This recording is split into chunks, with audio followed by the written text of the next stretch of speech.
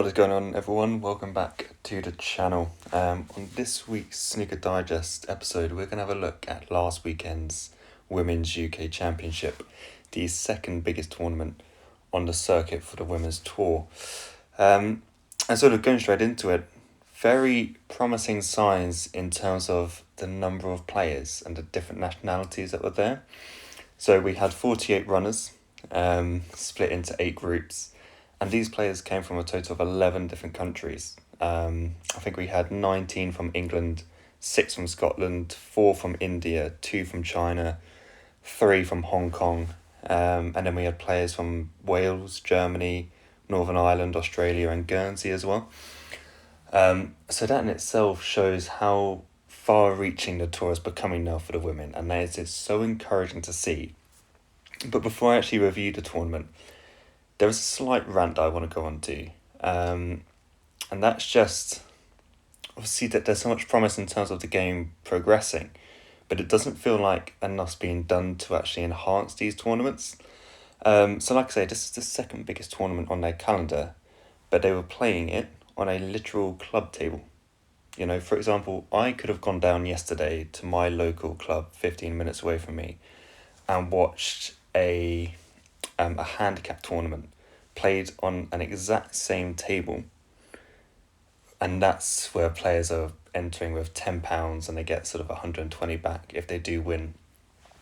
You know, the standards are right there, but it's nowhere near the standard that these women can produce, and it's so frustrating to see it time and time again that they're just playing in clubs, not venues, clubs. And the difficult thing is, more and more women are now getting invited onto the Pro Tour, which is huge. It boosts the game and it gives them a chance to mix with the men and really enhance their game further.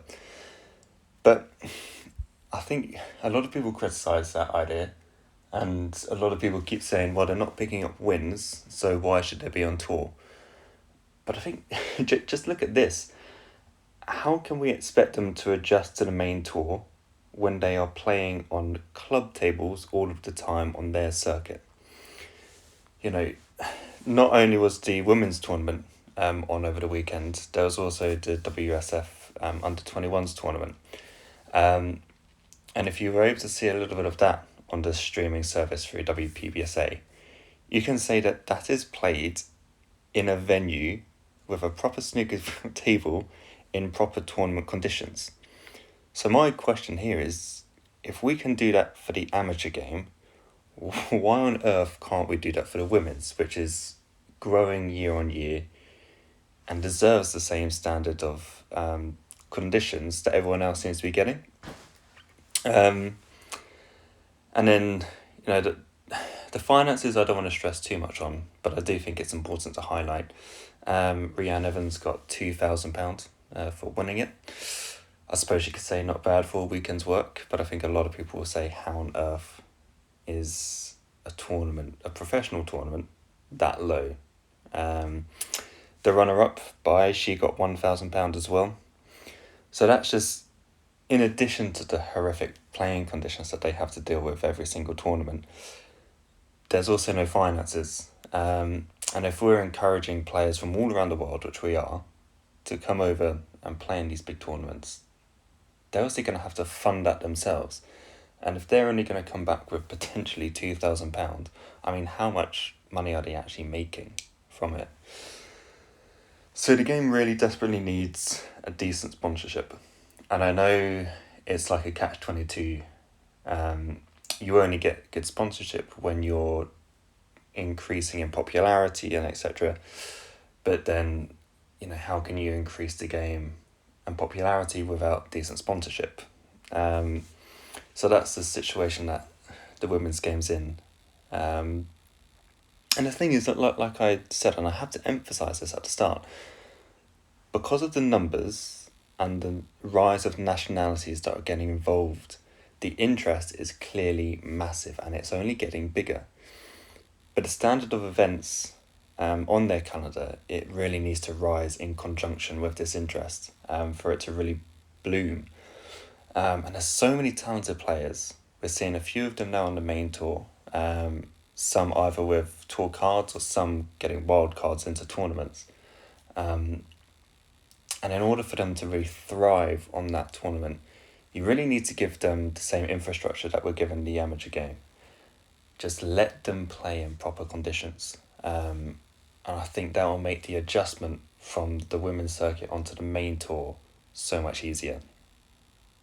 But with all that said and done, it's really important to focus on the winner. That woman again, Rhiannon Evans, winning this weekend extended her record to a 12th UK title win in a women's game. That's in addition to her 12 world titles. And if we look sort of recently, her domination in the female game isn't as huge or as noticeable as it used to be, where she was just picking up literally every single tournament that was available to her. But because, as expressed at the start of the video, the increase in popularity in the game is meaning there's more talent and there's far more competition for her. So she's not winning everything, but she's still winning the big titles frequently. And, she is still by far and away the most successful female player ever. With regards to the tournament, you couldn't watch it all. All the group matches weren't streamed. It was only when we got to the quarterfinals where one table was streamed via the WPBSA YouTube channel. And I'm really grateful for that, because I was really hoping to be able to at least watch some of the snooker there. And yeah, there was a few matches that we got to watch. I watched Rhiannon Evans' semi-final against Onyi, and then obviously the final as well. And the one thing that I instantly picked up on is that she still looks the most solid scorer.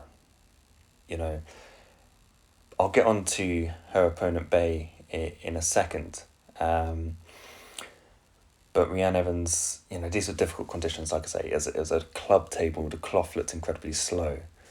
But when she's got a chance where the reds are open, and the black or the pink are in play, you fancy her to score something. It might not be a 70-80 century, but she'll at least get a 30 or 40, potentially a 50 on the board. And in these kind of conditions, once you've got that kind of lead, it's very difficult for the other player to catch up.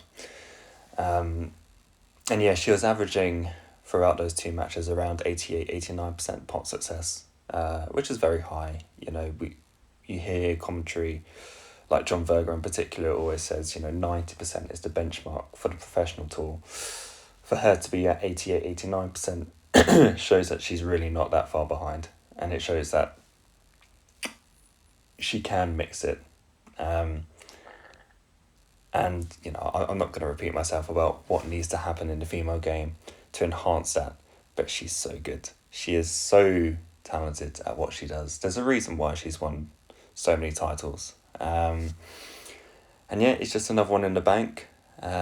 Look forward to seeing her try and win the World Championship again. And I mean, how many can she realistically win? She's still in her prime. The level of competition is rising, but she could easily win another 2-3 UKs, another 2-3 World Championships, which would be an insane number, really. And then finally, we've got the runner-up, Bei Yu Lu.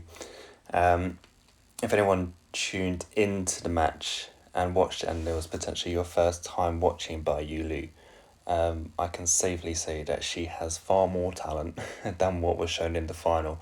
I really think the conditions hindered her. Not one to make excuses. Obviously, Rhiannon Evans handled it much better because she's got the experience of doing so. But Bei Yu Lu is very talented. I think there's a general feeling around fans of the women's game that will back her to do some very big things. Potentially get herself onto the main tour at some stage in the next few years. That would be amazing and really positive for her.